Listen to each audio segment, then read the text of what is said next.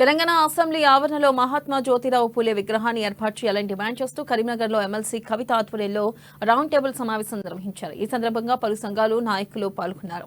ఇక కులగణన చేపట్టిన తర్వాతే స్థానిక ఎన్నికలు నిర్వహించాలని ఇచ్చిన హామీ మేరకు స్థానిక సంస్థల ఎన్నికల్లో 42% రిజర్వేషన్లు కల్పించాలని కవిత డిమాండ్ చేశారు. రిజర్వేషన్ల అమలుకు బీసీ మేధావులు పూర్తి స్థాయిలో గలమెత్తాలని కవిత సూచించారు. ఉపాధ్యాయురాలు ఉన్నారు అంటే సావిత్రిబాయి పూలేనే. కానీ ఇప్పుడు బీసీలకు 42% రిజర్వేషన్ వచ్చేరాక మరియు బీసీ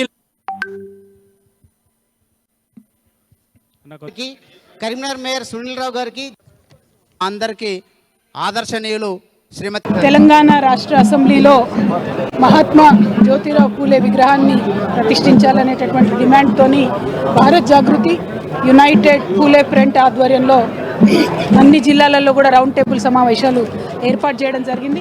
ఇవాళ పొద్దున వరంగల్లో, అదేవిధంగా ఇప్పుడు సాయంత్రం కరీంనగర్లో రౌండ్ టేబుల్ సమావేశాలను అన్ని మేధావి సంఘాలని, బీసీ సంఘాలని, కుల సంఘాలని, అట్లనే ప్రజా సంఘాలని, వివిధ పొలిటికల్ పార్టీస్ని అందరినీ కూడా ఆహ్వానించి వారి యొక్క మద్దతు కూడగట్టే ప్రయత్నం చేసినాం. ఈ రెండు జిల్లాలలో కూడా ఓవర్వెల్మింగ్ సపోర్ట్ వచ్చినందుకు పాల్గొన్నటువంటి సంఘాల వారందరికీ కూడా ప్రత్యేకంగా ధన్యవాదాలు తెలియజేస్తూ ఉన్నాం. మరి ఒక మంచి ఎజెండాతోని ముందుకు వచ్చినటువంటి భారత్ జాగృతిని, యునైటెడ్ పూలే ఫ్రంట్ని ఆశీర్వదించడానికి ఇంతమంది వచ్చినందుకు ప్రత్యేకించి ధన్యవాదాలు. విగ్రహం అనేటటువంటిది సాధికారిత ప్రతీకగా ఉంటుంది, కానీ సాధించాల్సినటువంటి ఎజెండా ఎంతో ఉంది. మరీ ముఖ్యంగా 42% రాజకీయ పరమైనటువంటి రిజర్వేషన్స్ ఏదైతే ఈ ప్రభుత్వం ఇస్తానని హామీ చేసిందో దాని ప్రక్రియని వెంటనే ప్రారంభించడం అన్నది ఒక డిమాండ్ అయితే, ఖచ్చితంగా ఈసారి వచ్చే బడ్జెట్లో ఈ ఫిబ్రవరి 8 నుండి అసెంబ్లీ ఉంది కాబట్టి 20,000 కోట్ల రూపాయలను బీసీ వెల్ఫేర్కి కేటాయించాలని డిమాండ్ చేస్తూ ఉన్నాం. మరి ఈ డిమాండ్స్ అన్నిటితో ముందుకు వస్తున్నాం.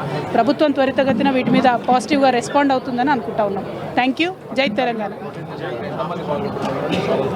మహాధర్నా వేలాదిగా తెలంగాణ వ్యాప్తంగా ఉన్నటువంటి అన్ని గ్రామాల నుంచి బీసీ సంఘాలకు సంబంధించినటువంటి నాయకులు, అదేవిధంగా సమతాభావన కలిగినటువంటి మానవతావాదులందరూ కూడా హాజరవుతారనేటటువంటి విశ్వాసం మాకున్నది.